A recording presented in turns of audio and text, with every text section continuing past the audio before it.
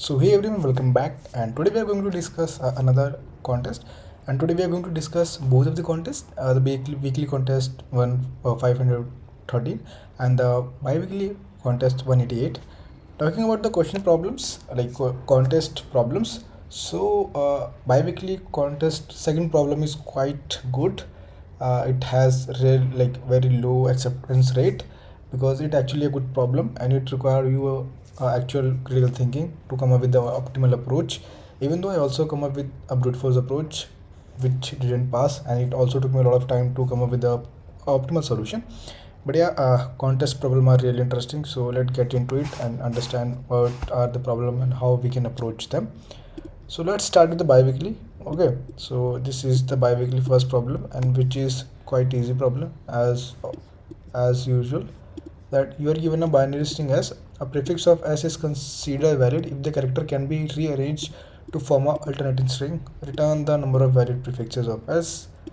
Got it. So what the problem is saying, that we have a string s and we have to find the prefixes of the substring such that the prefixes, the string which we got, if we can alternate that and form if we can arrange them in a manner that it comes out to be a alternating string. So if you see, 0 is already an alternating string, 001 is a prefix, and we can change it to 010, which is alternating. This is the string and we can make it to look like this. So this is also our alternating. So what's the main idea behind this particular problem? So how we can convert a one particular string into alternating. For example, if I give you a string something like 0001, right, write it like this, right? So if I give you a string something like this, so how can you convert it? Either you start with the 0 or either you start with the 1, whatever you want, right? So in order to make it alternating, we can pick 0 1 0 1 0. So you see, in this case we are successfully able to convert this into alternating string. What if the string is like this, 1 1 1 0 0? In that case we start with the 1 1 0 1 0 1 1. You see, we are not able to convert it into alternating string. Why? Because the frequency of 1 is more than frequency of zeros. That's why it is not possible. In that case, if you see, the even the frequency is greater than each other, but the difference is not more than 1. If you see, in this case, the number of zeros is odd and number of 1 is even, so it is possible for us to form an alternating string. But in case of this, if both are even, or you can say the main idea is that if the difference between their frequency is greater than 1, then it is not possible for us to actually form a string. So that's the same idea which I have used in the code. So I have just created a few variables to count 1 0 and result. I'm iterating over the string. I'm just checking if it's 0 or 1, right? And after that I'm just checking if the difference is less than or equal to 1. If it is, then include it inside our answer, right? So this is the first problem, which is quite easy. Nothing too much to think about it, right? This is the interesting problem. It actually took me a lot of time to solve as well. So I will walk you through from a brute force which came in my mind, and then we will move towards the optimal solution. So first, read the problem statement, that you are given an integer array of planks where planks I represent the height of the ith wooden planks. Each plank has a width of 1 unit. You want to build a fence consisting of planks that all have the same heights. Got it? You may either use a plank as is or combine exactly two distinct original planks into a single plank whose height equals to the sum of their heights. Got it? Each plank can be used at most once. Remember this statement. And not all original planks need to be used. Got it? Return the maximum possible width of the fence that can be built. So if you see from the example that we have these planks, it's the initial height of the planks. So we can have plank of height 5, and how we are going to make it? We already have two plank of height 5, and with the help of plank 0 and plank 6 we can got 5, and plank 1 plank 2 we got 5. So here is the maximum width we can form is 5. So let's see what they are saying, because if you understand the problem, then it is far better for you to actually come up with the different approaches. It might be possible that whatever I'm thinking may be different for in your case when you are solving, right? So these are the initial state of the planks, and they're placed in the straight line, right? So what the problem is saying is that we have to find the maximum width, right? So we have to find the maximum width we can form, and there should not be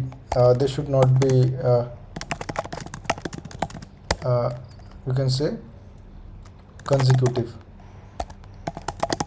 right? So they should not be consecutive. If you see in the problem statement, what we concluded as an answer, we have an answer as 4, and how we got it, we take 5, because if you see initially 5 is occurring 2 times. So let's draw it like 5 2 times, and then what we did, we have 2 condition, right? So I will write it over here.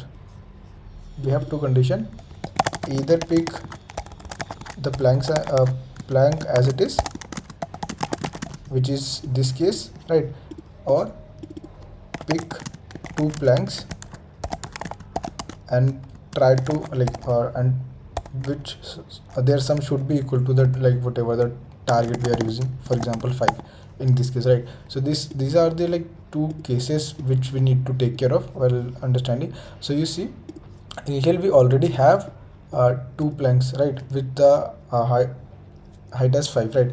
And what we did, we pick 2 different pairs, and with that we form another height of 2. How? We 1 plus 3, which 1 plus 4, which gave us a 5, and 2 plus 3, which also gave us 5. So we already have to now we got 2 more. So this is the maximum width of 4, right? So this is the maximum width we can form. So this is the answer which we have used. So this is the core idea, that okay, what I have to do, I have 2 operations. Either I can pick as it is, or either I can take 2 pair and try to check if their sum is equal to my target, then it also going to contribute into my answer, right? So the core idea is this, and the interesting thing is that maximum width, they should not be consecutive, right? So you can see that 5 is here and here, but still we are concluding it inside our answer. So this is the main idea. So what the first thing which came into my mind while reading this particular problem, so okay, I have this particular statement, right? I have these 2 condition, that either I pick as it is or either I pick. So what I can do, why not I can store the frequencies, because we are not talking about the consecutive, right? That will that's the one thing, that we are not actually talking about the consecutive ones. So why not we just store the frequency of these initial elements inside somewhere, and after that for every target element we just simply check how many pairs are there, those are forming this particular number, and then we simply add it. For example, what I'm talking, let's say I store values that 1 is appearing 2 times, 2 is appearing 2 times, 3 is appearing 1 time, 4 is appearing 1 time, 5 is appearing 2 times, and 7 is also appearing 2 times. So this is the initial state which I have stored somewhere else, right? And now what I thought and what I implemented, that okay, now I have in my initial array I have duplicate elements, right? So what I did, I take a keys from this map that will give me the unique values. What are the values? 2, 3, 4, 5 and 7. So these are the state, and what I did for one, what I am doing, I iterate over this array and find how many pairs are there which give me the sum of 1. But here's the interesting thing, our array is not sorted, right? So how can you do it? You do not have any other operation, you have to write it run of and square. So instead of doing that, I use a 2-pointer approach where I sorted an array. Just keep it right. I just sorted an array and converted it something like this: 1 2 2 3 4 5 5 7, right? And what I did, if I'm at this particular stage, then I pick it and iterate over this array using a 2-pointer approach and find how many pair are there whose sum is equal to this. Then for this, because for example if for one I got some pair, then I move there and simply increment some value over there to actually got to know that okay, I got another pair, that okay, because I already done this particular part, now I am doing this particular part while picking the 2 blanks, right? So this is the idea, that then I move to 2, then I run over this, then move to this, then run over this. right? So this work completely fine, but the issue is that you see what's the time complexity is going to become, right? So if you see time complexities, we are sorting an array which is n log n, and for plus we are also doing n into n, you can say, considering it. So this is going to be the time complexity look like for this particular problem, which is too much, so that's why it didn't work, right? But the core idea is that this, just understand it, what the flows look like, right? So that you can easily able to understand the optimal approach.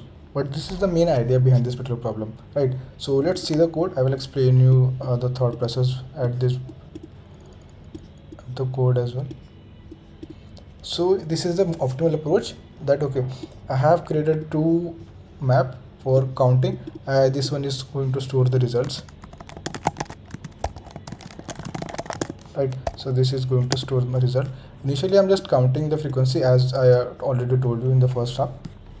Then I'm just iterating over the unique disjoint sets instead of what I have done in the brute force, that we are doing for the every keys, and then we are running over the blanks, then finding the number pair. We are not doing it right now. So we are iterating over the keys, and what there is only two cases. If A and B are different, which means, for example, let's say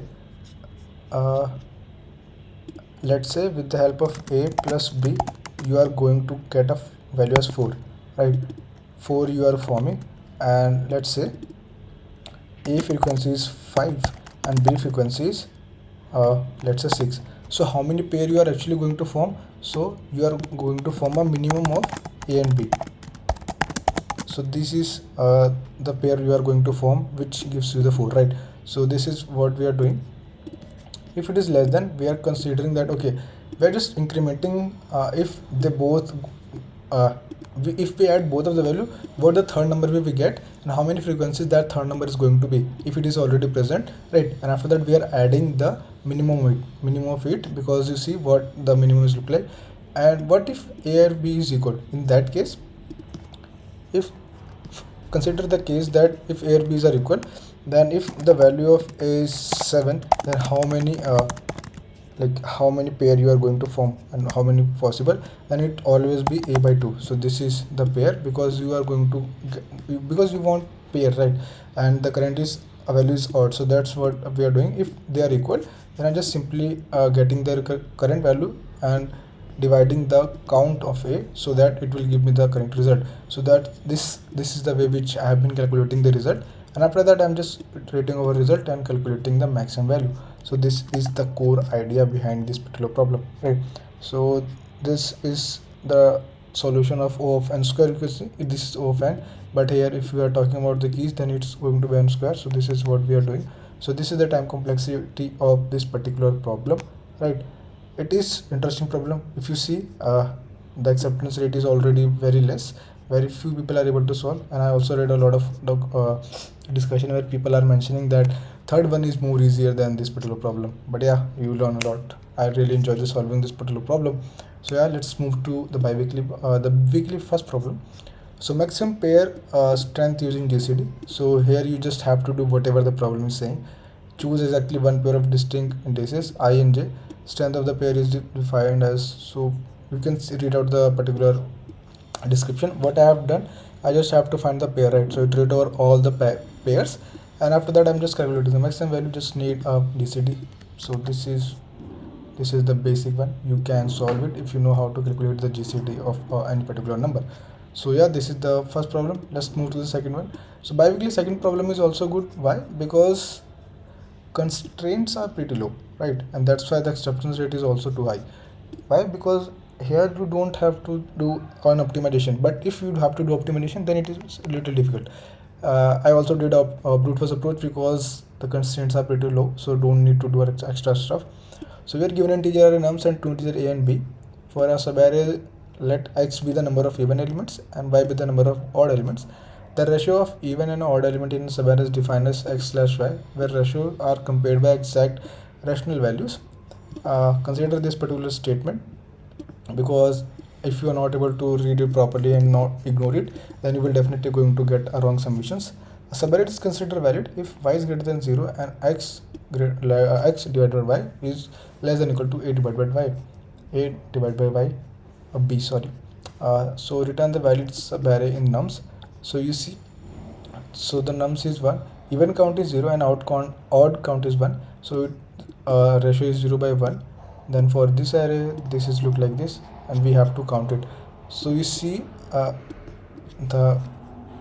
this is basic, right? I'm just iterating over all the subarrays, right? And after that I'm just counting even and odd, and I'm just checking if it satisfies the condition. Why I have been doing over this is because if you just simply do the x slash y less than equal to a slash b, in that case the value is going to be in a decimal value as well, and which will sometime not going to pass. So make sure to use this particular approach, which is a standard mathematical way which we are doing over here, right? And after that I'm just counting the result. So this is the second problem of weekly contest, right? And talking about the time complexity, so which is of n square, because we are running of 2 loops, but the constraints are pretty low if you see. So it is just 10 to the power 6, so which will going to work within a second. So this is the second problem of weekly contest. So I hope you are able to understand the solutions of all the problem, specifically about the second problem of the biweekly contest, and I hope you are able to understand. If you are, do let me know in the comment section. If you have any suggestion, if you have any query, if you want to if you want me to make video on any other topic, then do let me know in the comment section. I love to make video on that as well. And till then, just keep learning, keep grinding, and bye bye, take care.